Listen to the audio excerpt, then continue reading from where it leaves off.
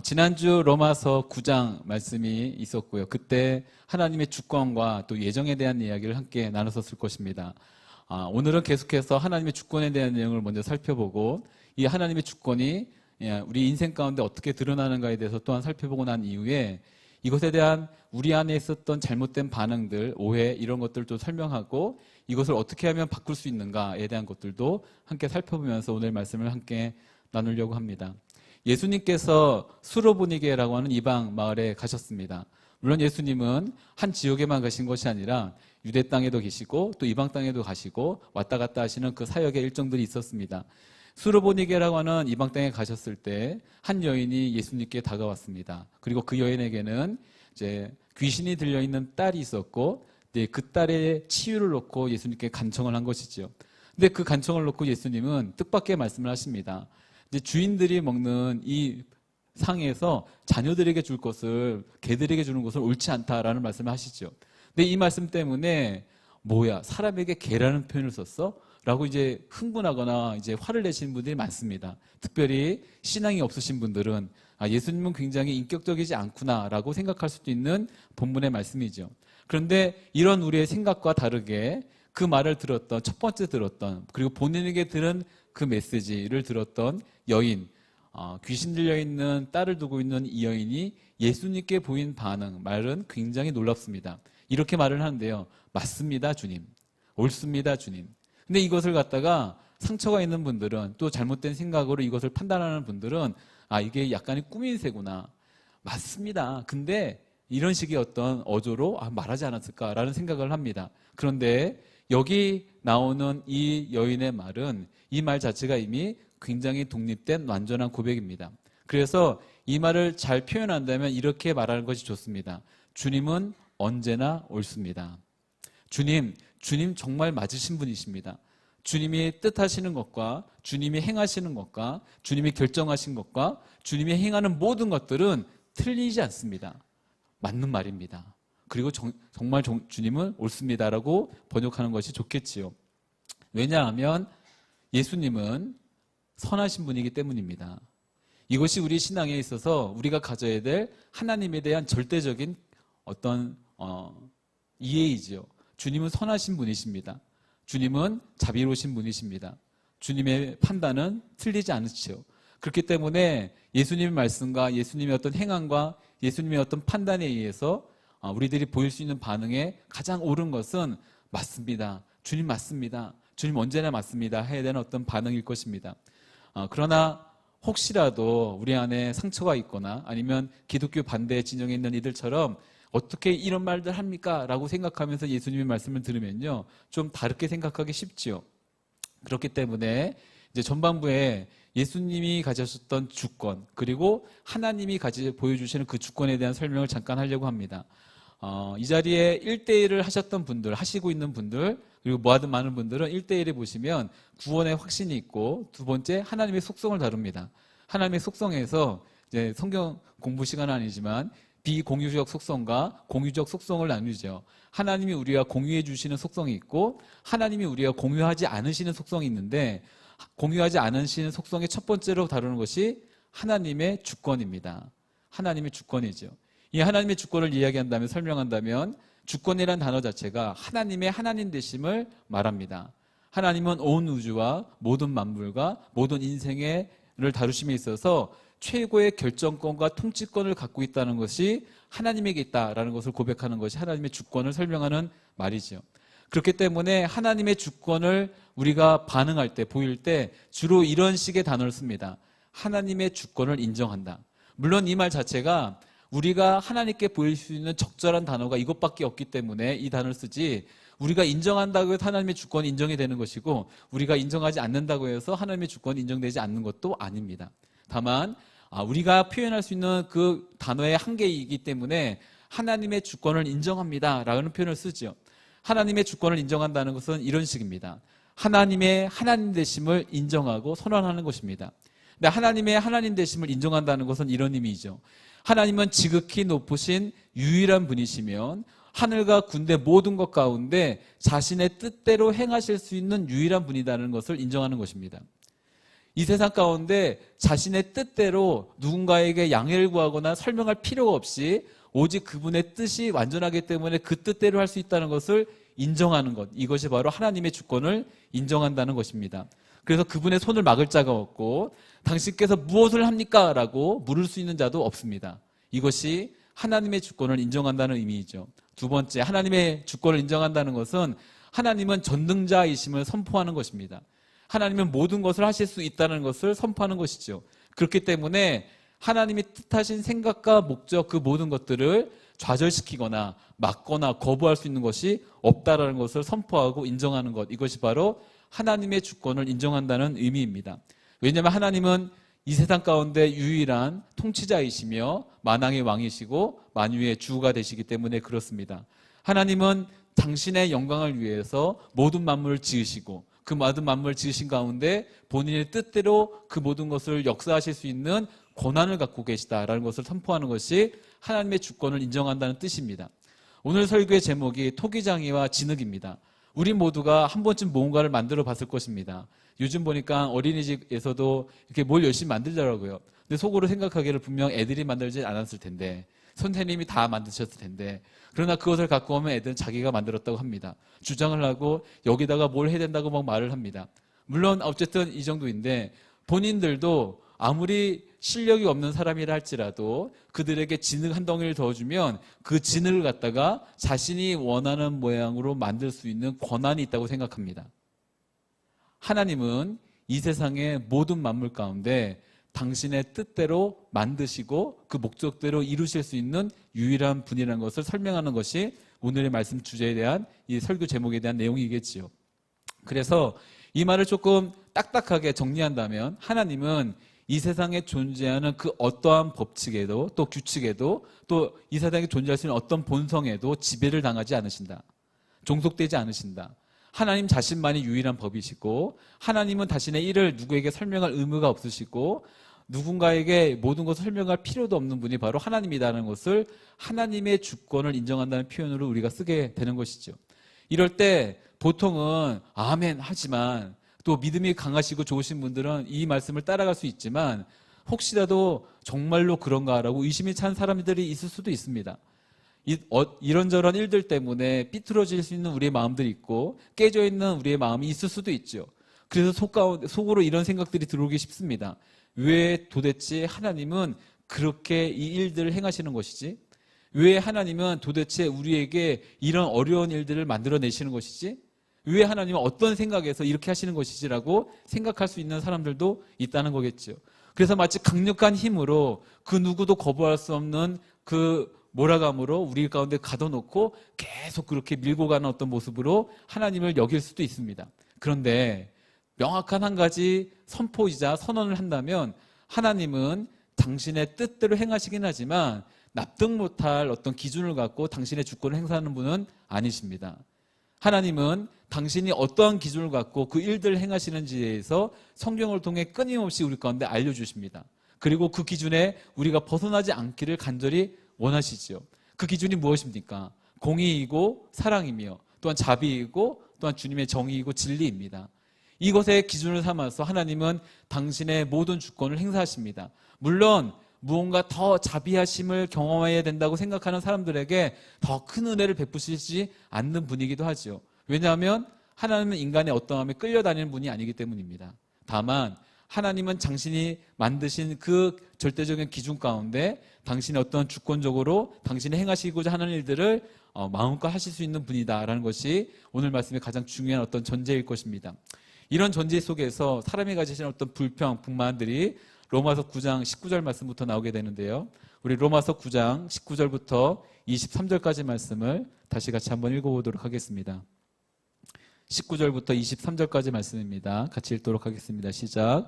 그러면 그대는 내게 그렇다면 하나님은 왜 여전히 책망하시는 것입니까?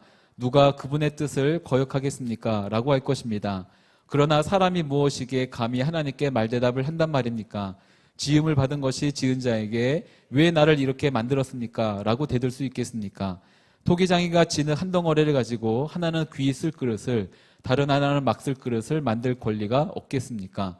만일 하나님께서 진노를 보이시고 능력을 알리시고자 멸망받도록 진노의 그릇에 대해 오래 참으심으로 관용하시고 영광을 받도록 예비하신 국률에 대해 그분의 영광의 풍성함을 알게 하고자 하셨다면 어찌하겠습니까? 아멘. 하나님께서 이 주권을 우리 가운데 보여주실 때 당신의 성품을 드러내는 중요한 통로가 됩니다. 하나님은 절대적으로 그 주권을 당신의 성품과 또한 당신의 속성 안에서 우리 가운데 보여주신다는 것이겠죠. 성경에 이런 예들이 몇 개가 나오는데 이집트 왕이었던 바로가 자신이 풀어주기로 한 이스라엘 사람들이 못내 아쉬운 겁니다. 그래서 다시금 이들을 잡아와야겠다라고 쫓아오기 시작했습니다. 홍해가 눈앞에 있었고 이스라엘 사람들은 어찌할 바를 몰랐죠. 그때 밤새도록 동쪽에서 바람이 불어와 홍해가 갈렸습니다. 그리고 이스라엘 민족들은 안전하게 바다를 건넜고 그물은 갇혀서 다시 쫓아왔던 이집트 군사들이 그물에 몰살당했습니다. 그런데 이런 기적은 앞으로 또 나타나지 않습니다. 바로 연이어 나타나는 어떤 아말렉과의 대치에서는 하나님은 이런 기적을 보여주지 않았습니다. 다만 그들에게 힘써 그들과 싸워야 될 것을 보여주셨지요. 누군가는 사자의 밥이 될 뻔했는데 그 입을 막아주셨던 반면 또 어떤 누군가에게는 그대로 순교의 현장을 경험케 하셨습니다. 누군가에게는 용광로에서 불이 타는 것을 막아주셨지만 또 누군가에게는 그대로 순교의 현장들에 들어갈 수 있도록 해주셨죠. 누군가는 굶었을 때 정말 까마귀를 통해서건 아니면 누군가를 통해서건 먹여주셨지만 또 누군가에게는 하나님께서는 그대로 굶고 고초와 고문 가운데 받도록 하신 적도 있습니다. 이것을 통해서 알 수 있는 분명한 한 가지 사실은 하나님은 당신이 원하시는 능력을 당신이 원하는 대상에게 당신이 원하는 장소에서 당신이 원하는 시간에 행하시는 분이라는 겁니다. 그리고 행하실 수 있는 분일 뿐만 아니라 행하시는 분이시기도 하죠. 어떤 사람에게는 당신의 능력을 보이시기지만 또 어떤 누군가에게는 당신의 얼굴을 감추시기도 합니다. 이때 우리가 가질 수 있는 유일한 한 가지는 하나님은 인간의 어떠함에 이렇게 조종당하시는 분이 아니다. 내가 무언가 더 하나님께 불쌍하다는 것을 피력해서 하나님의 어떤 자비하심과 긍휼하심을 끌어낼 수 있다는 인간의 오만과 교만이 있어서는 안 된다는 것들을 먼저 배우게 되죠. 그럼에도 불구하고 사람들은 예수님의 행하심과 또한 하나님의 일하심에 대해서 반론을 제기하고 원망하고 불평합니다. 대표적인 예가 마태복음 20장에 보면 이제 포도원의 일꾼들을 부르시는 비유를 예수님이 하십니다. 이 포도원의 주인이 이제 일꾼들이 부르러 나갑니다. 아침 일찍 나가요. 아마도 시간이 새벽 아침 6시 정도 되는 것 같습니다. 6시 나가서 사람들을 불러오고 두 번째 9시에 나가서 또 사람들을 불러오고 12시에 나가서 또 사람들을 불러오고 오후 3시에 나가서 또 사람들을 불러옵니다. 이제 마지막으로 5시에 나가서 부를 사람이 있는가 나갔는데 일단은 그 5시에 나갔다는 것 자체가 말이 안 됨에도 불구하고 나가서 사람 부르죠. 그때 빈둥거리고 있는 한 사람을 봅니다. 그에게 찾아가서 묻지요. 왜 아직까지 자네는 이러고 있나? 라고 물어보니 그때 했던 그의 말이 굉장히 제 마음에 저와 똑같은 상황이구나 라는 것도 알게 해주셨어요. 근데 그가 이렇게 대답을 합니다. 아무도 불러주는 사람이 없어서 저는 이 시간까지 이러고 있습니다. 아무도 나를 찾아주지 않아서 이러고 있습니다 라는 말을 하는 거예요. 그랬더니 주인이 이렇게 말합니다. 오게 와서 내가 당신에게 허락하는 일터에서 일하도록 하게. 그러면서 1시간이 지나서 곧바로 이제 일을 마무리하게 되고 정산하게 되죠. 그리고 정해진 품삯을 주기 시작하는데 맨 마지막에 들어온 사람에게 품삯을 1데나리온 줍니다. 왜냐하면 주인이 약속한 품삯이거든요. 이 주인이 약속할 때 당신이 얼마만큼 일해서 내가 그 품삯을 줄 겁니다라고 말하지 않고 나의 일터에서 일하면 내가 이만큼의 품삯을 줄 것이다라고 말했었습니다. 그래서 그 품삯을 줬더니 사람들이 이제 기대를 하기 시작하는 거예요. 특별히 가장 먼저 들어온 사람은 이렇게 기대하기 시작합니다. 저 사람이 저 정도 받았으니 이제 나는 훨씬 더 많이 받겠네. 뭐 곱하기 10배 정도는 아니더라도 최소한 3, 4배 이상은 받겠지라는 생각을 했겠죠. 그런데 똑같이 1데나리오를 줍니다. 그러자 마음 가운데 불평과 원망이 막 올라오죠. 이에 대해서 주인이 그 불평과 원망으로 제일 먼저 들어와서 일했던 사람에게 이렇게 말합니다. 마태복음 20장 13절에서 15절까지 말씀입니다. 마태복음 20장 13절에서 15절까지 말씀 함께 읽겠습니다. 시작. 그러자 포도원 주인이 일꾼 중 하나에게 대답했다. 여복의 친구, 나는 자네에게 잘못한 것이 없네. 자네가 처음에 1데나리온을 받고 일하겠다고 하지 않았나? 그러니 자네 일당이나 받아가게. 나중에 온 일꾼에게 자네와 똑같이 주는 것이 내 뜻이네. 내가 내 것을 내 뜻대로 하는 것이 정당하지 않은가? 아니면 내가 선한 것이 자네 눈에 거슬리는가? 아멘. 여기 주인의 대답을 통해 알 수 있는 한 가지 사실은, 원망하고 불평하는 일꾼들 속에는 주인의 선함이 거슬렸다는 것입니다. 주인의 뜻대로 그 자신의 자비하심을 표현한 것이 거슬린 겁니다. 왜 똑같이 행하지? 왜 이 주인은 자기 맘대로 하지? 왜 내가 원하는 대로 행하지 않지? 라고 거슬리면서 주인에게 불평과 원망과 이런 것들을 토로한 것이죠. 주인의 선함이 마음에 들지 않은 것입니다. 주인이 행한 것에 대해서 반발하고 싶은 겁니다. 내 것도 아닌 것인데, 주인이 약속한 말 그대로 한 것뿐인데, 이미 자신의 마음대로 상상한 것뿐인데 그냥 주인에게 원망과 불평한 것뿐이겠죠. 하나님의 주권적 자유에 의한 이 선택이 움직인 것에 대해서 노골적으로 더 반항한 것은 선지자 요나였습니다. 요나에 대해서 다 아마 많은 분들이 아실 것입니다. 하나님께서 요나에게 찾아가셔서 이제 너희를 억누르고 있는 아수르라고 나라의 수도 니느웨로 가서 내가 너에게 전달할 메시지를 전달해라 라고 하니, 요나가 대답도 하지 않고 벌떡 일어나서 도망을 갑니다. 그리고 저 멀리 하나님이 계시지 않는다는 땅으로 가기 위해서 이제 배를 탑니다. 하나님이 그 배를 흔드십니다. 그리고 그는 회개하고 돌이켜서 하나님이 명하신 니느웨 땅에 가서 말씀을 전하지요. 근데 그는 열정적으로 말씀을 전하지 않았던 모양입니다. 그냥 가볍게 앞으로 일어나게 될 하나님의 진노에 대해서 소개하지요. 그러니 그 얘기를 듣자마자 왕에서부터 모든 신하 그리고 모든 백성 짐승에 이르기까지 금식하며 주님 앞에 나가기 시작했습니다. 근데 이 일이 곧 진노의 잔이 자석 부어져서 니느웨 성읍이 멸망할 것을 기대하면서 저 먼 위에서 보고 있었던 요나가 불평과 불명하면서, 아마도 제가 요나였으면 이 정도 했을 것 같아요. 꽝! 했겠죠. 그러면서 이렇게 말을 하기 시작합니다. 내 이럴 줄 알았습니다. 내 이럴 줄 알았어요. 당신이 자비하심을 베풀 줄 내 알았습니다. 왜 하나님께서 분명 진노로 당신의 이 괴롭히는 백성들을 멸망한다고 말씀하시면서 이제 갑자기 고작 사흘밖에 지나지 않았는데 진노의 잔이 아니라 자비의 긍휼의 잔을 부으시나요? 내가 이럴 줄 알고 여기 오기 싫었다니까요. 내가 이럴 줄 알고 하나님의 말씀을 전하기 싫었다니까요. 라고 말하며 노골적으로 하나님 앞에 반발했던 것입니다. 근데 성경을 보니 하나님의 진노가 하나님의 긍휼로 변화되는 일이 많습니다. 근데 이 반대 상황은 거의 없습니다. 하나님의 자비하심이 하나님의 진노를 흘러가는 일이 거의 없어요. 왜냐하면 우리 모두는 원래 진노의 자녀들이었습니다. 사실 우리는 하나님의 자비를 받기에 합당한 사람들이 아니라 하나님의 진노를 받기에 합당한 사람들이었죠. 그런 우리에 대해서 하나님께서 끝까지 참아주시고 품어주시고 기회를 주신 것이 주님의 뜻이었습니다. 이런 말씀에 대해서 잘 알려주는 것이 누가복음 13장 6절에서 9절까지 말씀이 있습니다. 누가복음 13장 6절에서 9절까지 말씀인데요.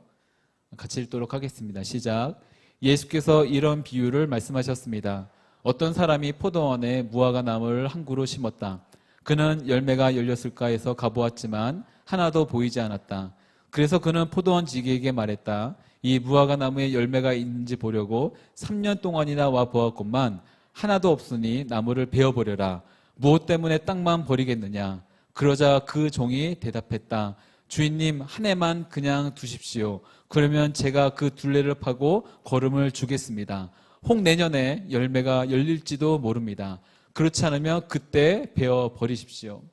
말씀에서 보니 이제 주인이 하고자 했던 연한이 있었고 기간이 있었고, 그 기간이 마치자마자 어떤 이 멸망과 진노의 잔을 부으려고 한 주인이 있었습니다. 근데 그것을 다루고 있었던 종이 간청을 합니다. 그러자 주인이 그 간청을 들어주십니다. 아마도 우리 인생 가운데 있는 유일한 중보자는 예수 그리스도이실 것이고, 그 예수 그리스도는 우리를 품어주시면서 아버지께 이렇게 기도하시는 것 같습니다. 아버지, 하나님, 이에게 한 번만 더 기회를 주십시오. 1년이라는 시간을 더 주십시오.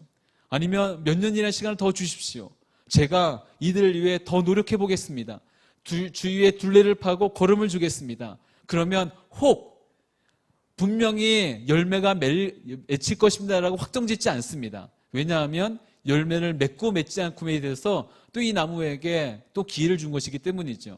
내가 반드시 무언가 해갖고 열매를 맺게 하겠습니다라고 하는 비인격적인 접근이 아니라 그에게 모든 것에 대한 기회를 주지만 그러나 기다려 주십시오. 저도 제가 할 수 있는 것을 하겠습니다라 말하는 이 종의 말이 있는데 이 주인은 그 종의 기도를 받습니다. 그리고 베어버리지 않으시죠. 우리는 마치 기계와도 같은 운명 가운데 갇혀있는 존재들이 아닙니다. 그리고 확정적인 어떤 상황 가운데 변하지 않는 일들로 고민할 필요가 없습니다. 왜냐하면 우리를 위하여 기도하신 분이기 때문이죠. 우리를 위하여 중보하신 분이 있기 때문에 그렇습니다. 그럼에도 불구하고 사람들은 여러 가지 상황들을 만나면 잘못된 생각을 합니다. 나는 하나님의 주권 가운데 선택되지 못한 사람은 아닐까? 하나님의 놀라운 은혜가 나는 비껴간 것은 아닐까? 나에게는 하나님의 은혜와 상관없이 살아가야만 되는 그런 불쌍한 인생으로 끝나는 것은 아닐까라는 잘못된 생각이 들어올 수 있죠. 그런 사람들에게 주님께서는 이렇게 말씀하십니다. 오늘 로마서 9장 24절에서 29절까지 말씀인데요. 로마서 9장 24절에서 29절까지 말씀 함께 읽도록 하겠습니다. 시작. 하나님께서 우리를 바로 이 그릇으로 부르셨으니 곧 유대 사람 가운데서뿐 아니라 이방 사람 가운데서도 부르셨습니다. 호세아서에서도 하나님께서 말씀하시기를 내가 내 백성이 아닌 자를 내 백성이라 사랑받지 못한 자를 사랑받는 자라 부를 것이다. 그리고 너희는 내 백성이 아니다 라고 그들에게 말한 그곳에서 그들이 살아계신 하나님의 아들들이라 불릴 것이다 라고 한 것과 같습니다. 이사야도 이스라엘에 대해 부르짖기를 비록 이스라엘 자손의 수가 바다의 모래알 같을지라도 오직 남은 자만 구원받을 것이다. 주께서 그 말씀하신 것을 땅 위에서 온전하고 신속히 이루실 것이다 라고 했습니다. 또한 이사야가 미리 말하기를 만군의 주께서 우리에게 씨를 남겨두지 않으셨더라면 우리는 소돔같이 되고 고모라같이 됐을 것이다 라고 한 것과 같습니다. 하나님께서는 당신의 주권을 사용하셔서 자비를 베풀 사람에게 자비를 베푸십니다. 이 말은 그 사람이 더 불쌍해 보이기 때문에 자비를 베푸시는 것이 아니라 당신의 주권을 사용하여서 자비를 베풀어 주신다는 것입니다. 그런데 나는 그 자비를 받을 만한 사람이 아닌가라고 착각하는 사람들에게 이렇게 말씀하시는 거예요. 내가 내 백성이 아닌 사람들에게도 내 백성이라 칭할 것이다. 그가 사랑받지 못했음에도 불구하고 사랑받을 만한 사람이 아니었음에도 불구하고 나는 그 사람을 사랑할 것이다. 그리고 그를 사랑받는 자라고 불러줄 것이다. 호세아를 아마 잘 알 것입니다. 호세아는 음란한 여인을 하나님의 명에 따라 부인으로 삼았습니다. 그리고 그 아들들의 이름을 보니 하나같이 그 아내가 얼마나 음란했는지를 알 수 있습니다. 그리고 두 번째, 세 번째 아들의 이름이 오늘 나온 것인데요. 두 번째, 내 백성이 아니다. 아마도 내 혈통으로 인정할 수 없다라는 뜻이겠죠. 여기 사랑받지 못한 자 아니면 국률함을 받지 못한 자라는 것이 그 마지막 셋째 이름으로 지어놓은 것인데 이것은 내가 그를 거들떠보지 않겠다는 어떤 악한 마음이 있을 수도 있습니다. 그런데 그런 그에게 하나님이 이렇게 말씀하십니다. 내 백성이 아니었던 이이라 할지라도 그를 내 백성으로 삼을 것이다. 그가 긍휼히 여김을 받지 못하는 정말 패역한 짓을 했다 할지라도 내가 그를 긍휼히 여겨줄 것이다. 오늘 말씀에서는 그가 비록 지금까지 사랑받지 못한 자로 왔을 때 할지라도 내가 그를 사랑받는 자로 바꿔줄 것이다.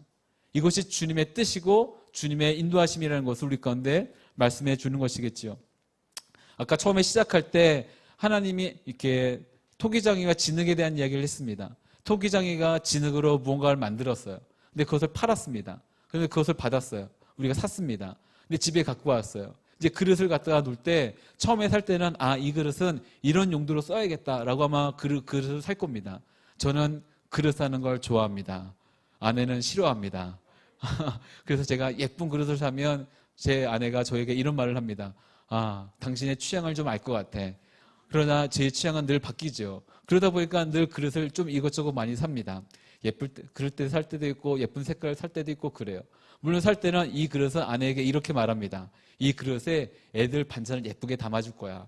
근데 막상 할렐루야 웃으시는 거 보니까 제가 가정주부의 은사를 받아서 섬김에 굉장히 행복합니다. 어쨌든 그랬는데 막상 써보니까 이것은 이 용도로 쓰면 더 좋겠다는 생각이 불현듯 들 수가 있습니다. 그래서 그 그릇을 이렇게 쓸 수도 있고 저렇게 쓸 수도 있죠. 그 그릇에 내가 어떻게 쓰겠다라고 산 것보다 더 중요한 것은 실제로 그것을 어떻게 사용하느냐가 중요하겠습니다.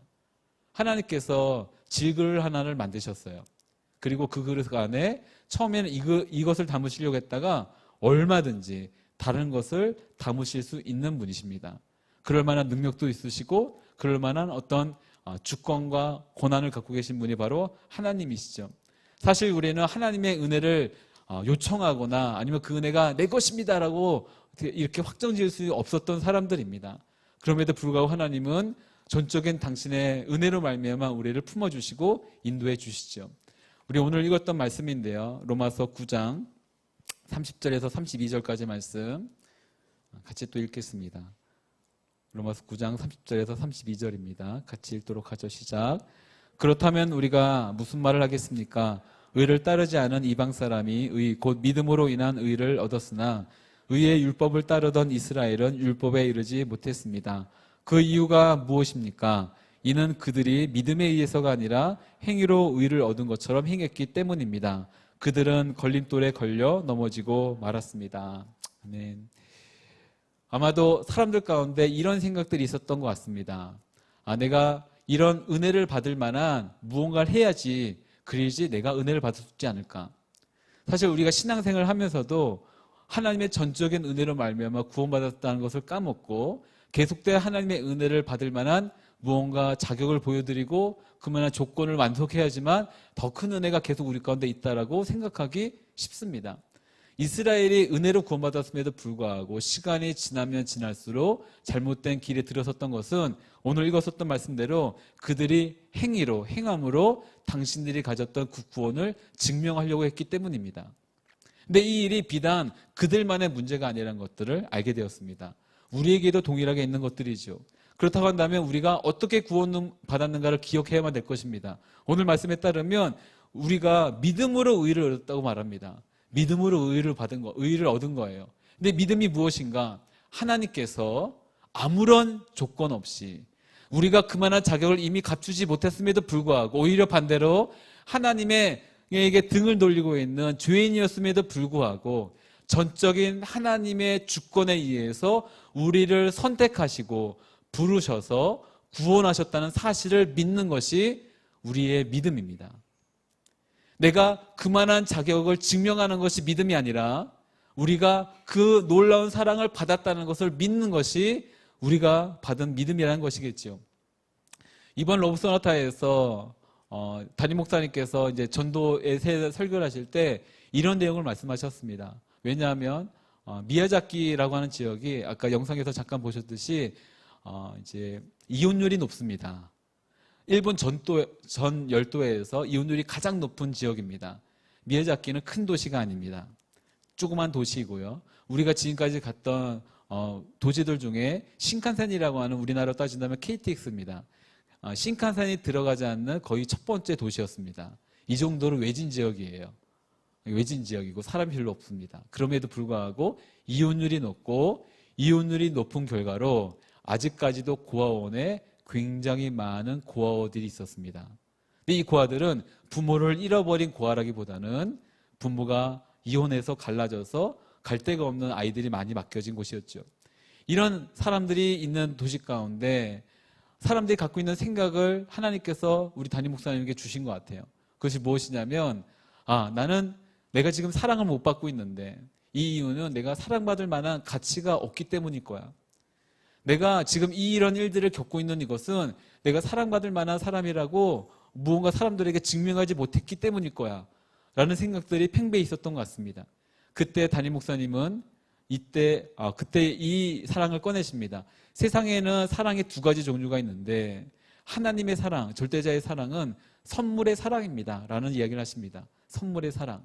세상의 사랑은 사랑받을 만한 자격과 그 가치를 증명했을 때 주어질 만할까 말까 하지만 하나님의 사랑은 그 사랑을 줌으로써 그가 그만한 가치가 있다는 것을 알려줍니다. 완전히 다른 접근이죠. 그러면서 이런 얘기를 하셨어요. 만약 여러분이, 당신이 스스로에 대해서 가치가 없다고 느낀다면 그것은 실제로 여러분이 가치가 없기 때문이 아니라 여러분을 가치 있게 만들어주는 하나님의 사랑을 모르기 때문이다 라는 이야기를 하셨습니다. 우리가 만약 동일하게 적용해 본다면 우리 스스로에 대해서, 또 누군가가 이런 어떤 상황 가운데 있을 때 나는 그럴 만한 가치가 없는 사람이야, 나는 그럴 만한 자격을 갖추지 못했어, 나에 대해서 잘못된 판단을 갖고 있는 이들이 있다고 한다면 그 이유는 내가 실제로 그만한 자격을 갖추지 못해서가 아니라, 내가 그만한 가치를 증명하지 못해서가 아니라 나를 가치 있게 만들어주는 하나님의 사랑을 모르기 때문입니다. 그 사랑을 이미 경험했어도 불구하고 그 사랑에 대해서 자꾸 내가 증명하려고 행함으로 노력한 것뿐인 것입니다. 그런데 이 잘못된 노력과 이 모든 것들을 주님께서는 바꾸시길 원하시죠. 어떻게 바꾸시냐면, 걱정하지 말아라. 내가 노력해서 증명하려고 하는 인생이 아니라 이미 너에게 준 이 사랑을 받아들이는 인생을 살아라. 내가 너에게 준 이 놀라운 사랑으로 말미암아 내가 얼마나 가치 있는가를 기억해라. 이 놀라운 사랑의 하이라이트가 무엇입니까? 클라이막스가 무엇입니까? 예수 그리스도이십니다. 그분께서 우리를 위해 십자가에 못 박으신 주님이 우리가 그분의 사랑을 받을 만한 것을 증명했기 때문에 우리를 위해서 십자가에 죽으셨습니까? 그렇지 않습니다. 그분은 아직 우리가 그분에 대항하여 등을 돌리고 죄인이었음에도 불구하고 그분은 우리를 위하여 죽으십니다. 왜냐하면 우리가 그만한 가치가 있기 때문이 아니라 우리를 사랑하시기 때문이죠. 그리고 이렇게 말씀하십니다. 너는 그만한 가치가 있는 존재야. 그러니 잘못 생각하거나 잘못 판단하지 말고 이 사랑을 받아들이렴. 그럴 때 우리가 이제 해야 될 일이 무엇인가? 여러분의 마음과 우리의 마음과 우리의 인생을 하나님께 맡기십시오. 한 찬양이 있습니다. 이 찬양은 굉장히 오래된 찬양입니다. 그리고 이 찬양을 아는 사람이 별로 없습니다. 그래서 같이 부르기에는 굉장히 어려워서 우리 전도사님께 어저께 부탁을 했습니다. 이 찬양 오늘부터 내일까지 열심히 연습해 달라고. 그래서 이 찬양을 꼭 같이 나누려고 하는데요. 연주라고 하는 노래입니다. 제가 이 찬양을 처음 들었었던 때가 이제 22년 전입니다. 젊을 때죠. 그때 막 대학생 때 방황하고 내가 원했던 진로, 내가 원했던 일들에 대해서 이곳이 아닌가라는 어떤 회의가 들어오고, 그래서 스스로에 대해서 수업 거부하고, 그래서 혼자 캠퍼스 벤치에 앉아서 이런저런 시간을 보내고 있을 때, 나는 그만한 능력이 없는 것인가? 아니면 나는 그만한 어떤 일들이 없는 것인가? 라는 어떤 생각들로 가득 채워져 있던 그때였습니다. 근데 이 찬양의 가사가 이런 내용입니다. 바이올린이 있는데 이제 한 사람이 이 바이올린을 팔려고, 왜냐하면 오랫동안 그냥 먼지 가운데 그냥 방치했던 것 같아요. 연주할 줄도 모르고. 그래서 이 바이올린을 이제 팔아야겠다 생각해서 이제 중고장터에 내놨습니다. 근데 그 누구도 이 먼지가 잔뜩 쌓여있는 바이올린을 거들떠도 안 보는 거예요. 이 바이올린 별거 아니네. 막 그러면서 다 지나갔습니다. 그때 한 연주자가, 노인인 연주자가 잠시 와서 내가 이 바이올린 조금 연주해봐도 되겠습니까? 라고 묻죠. 그랬더니 이 주인이 이제 말합니다. 예, 한번 해주십시오 라고 부탁하니까 가장 먼저는 그 주인이 바이올린의 위에 덮여져 있던 먼지를 후후 불어서 털어내버립니다. 그리고 한 번도 조율될 적이 없었던 바이올린을 조율하기 시작합니다. 왜냐하면 지금까지 조율한 적이 없기 때문에 연주하면 불협화음이 나는 겁니다. 올바른 아름다운 하모니를 내야 되는데 삑사리가 나는 거였죠. 그리고 조율을 하고 송진가루를 붙이고 연주를 시작하는데 너무 아름다운 멜로디가 나는 겁니다. 그때 사람들이 모여들기 시작하고 사람들은 그 바이올린을 사겠다고 시작한 겁니다. 근데 이 이야기가 주는 메시지가 무엇입니까? 그가 얼마만큼 비싼 가치로 만들어졌는가 보다 그가 누구의 손에 들려졌는가가 중요한 것이죠. 비록 몇만 원짜리의 바이올린을 할지라도 그것이 세계 거장의 손에 들려지는 순간 정말 좋은 화음을 내는 아름다운 악기로 변할 것입니다. 그런데 아무리 수억, 수천억의 악기라 할지라도 저 같은 사람의 손에 쥐어지면요 정말 듣기 싫은 괴음만 낼 뿐입니다. 인생의 가치를 증거하는 건, 판단하는 건 그 자체가 아니라 그가 누구 손에 들려있는가의 문제이죠. 이 메시지를 같이 기억하면서 이 노래를 먼저 듣고 함께 기도하는 시간을 가지려고 합니다. 연주라고 하는 노래인데요, 함께 이 찬양 듣도록 하겠습니다. 나는 바이올린, 아무도 돌보지 않는. 나는 바이올린, 아무도 돌보지 않는, 연약하고 초라하게, 연약하고 초라하게 그저 먼지 속에 있네. 누군가 다가오네. 누군가 다가오네. 사랑의 마음을 갖고 나를 들어 연주하네. 나를 들어 연주하네. 그의 뜻에 맞도록 가장 위대하신 연주자 앞에 가장 위대하신 연주자 앞에 나의 모습은 부끄럽지만 그가 나를 조율할 때 점점 변해가니 내 모습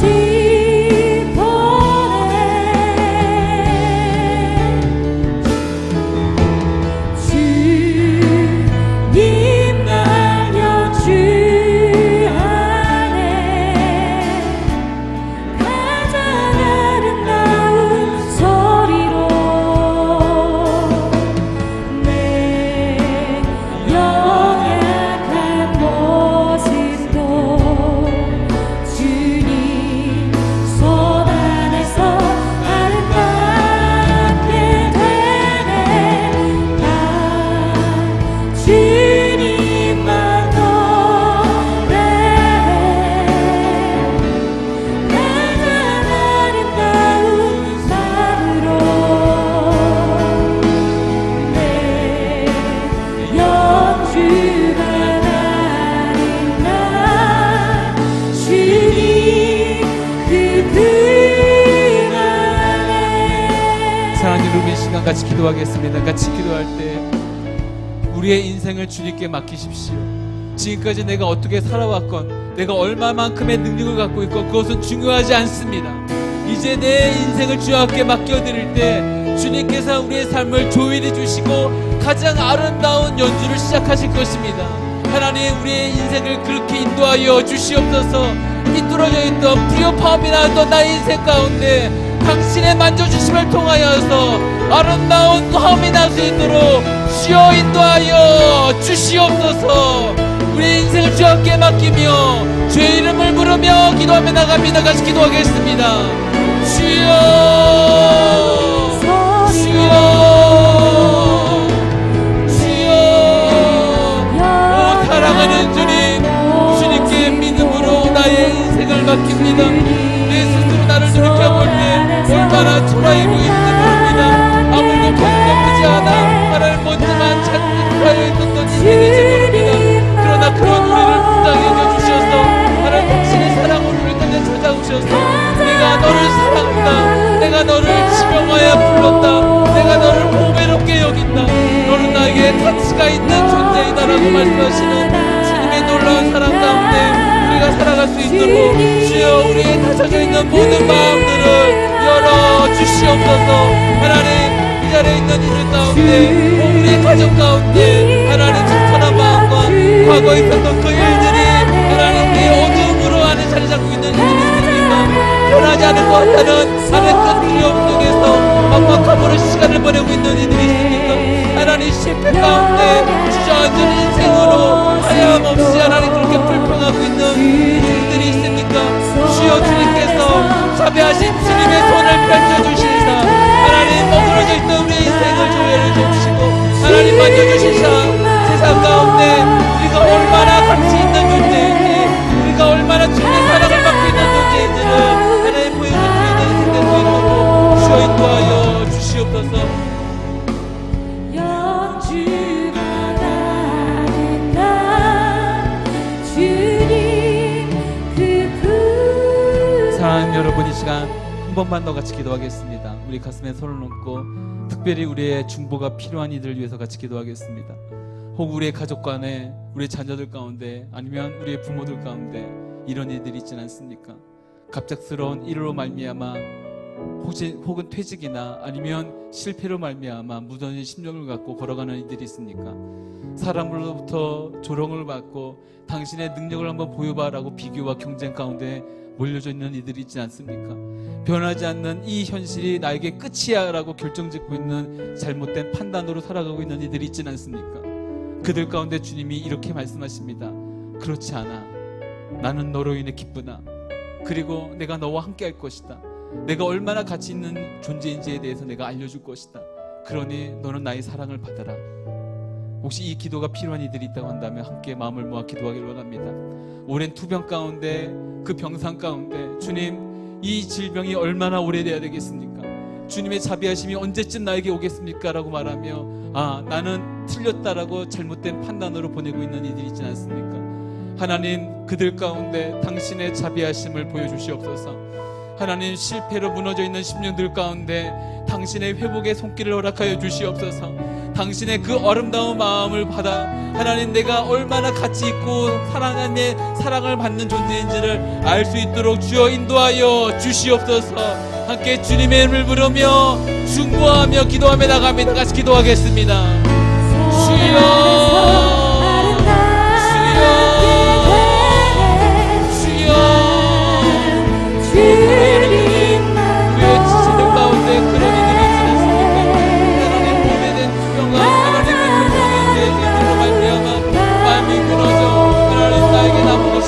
있겠습니까? 하나님, 나에게 과연 기적이란 일어나겠습니까?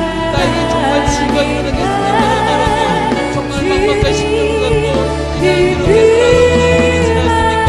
그냥 그런 가정을 바라보며 마음이 무너진 심령을 갖고 날마다 눈물로 기도하는 분들이 있지 않습니까? 하나님, 그렇게 실패로 하나님 무너진 심령을 갖고 주 앞에 나오는 분들이 있지 않습니까? 갑작스러운 실패와 어려움으로 하나님 앞에 하나님 그 원망과 불평을 하는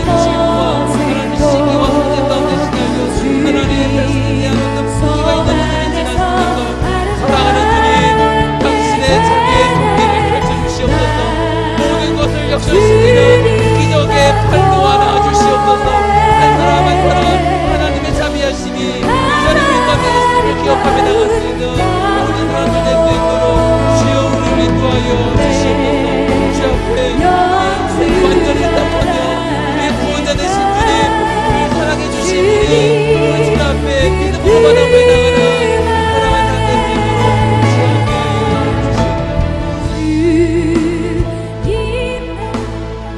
사랑하는 주님, 이 시간 주님 앞에 믿음으로 나아갑니다. 지금까지 걸어왔던 길을 돌이켜볼 때 주님, 내가 정말로 사랑을 받을 만한 사람이었는지, 나 자신에 대해서 정말 내가 가치 있게 엮여도 되는지에 대해서 의심이 들 때가 많습니다. 오히려 세상 가운데 질투와 비교와 경쟁 가운데 시달리며 또한 세상의 그 잘못된 판단 가운데 그것이 맞다라고 여겨버리는 그런 일들도 우리 가운데 일어나기 쉽습니다. 그러나 그런 우리를 불쌍히 여겨주시고 우리를 향한 주님의 첫 번째 그 판단이 결코 변하지 않았다는 것을 알려주셔서 감사합니다. 내 사랑하는 아들아, 내 사랑하는 딸아, 내가 너를 짓고 내가 참 좋다고 말했단다. 내가 너로 인해 기뻐했고 그 기쁨이 너와 함께하길 원한단다. 이것이 바로 주님의 음성 아니겠습니까? 주의 음성 붙잡고 나아가는 한 사람 한 사람 되게 하여 주옵시고 주의 말씀으로 참다운 회복이 일어나는 주의 백성들 될 수 있도록 성령 하나님 역사하여 주시옵소서. 그렇게 행하실 주님을 찬양합니다. 감사하며 예수님의 이름으로 기도드립니다. 아멘. 우리 하나님께 큰 감사와 영광의 박수를 드리겠습니다.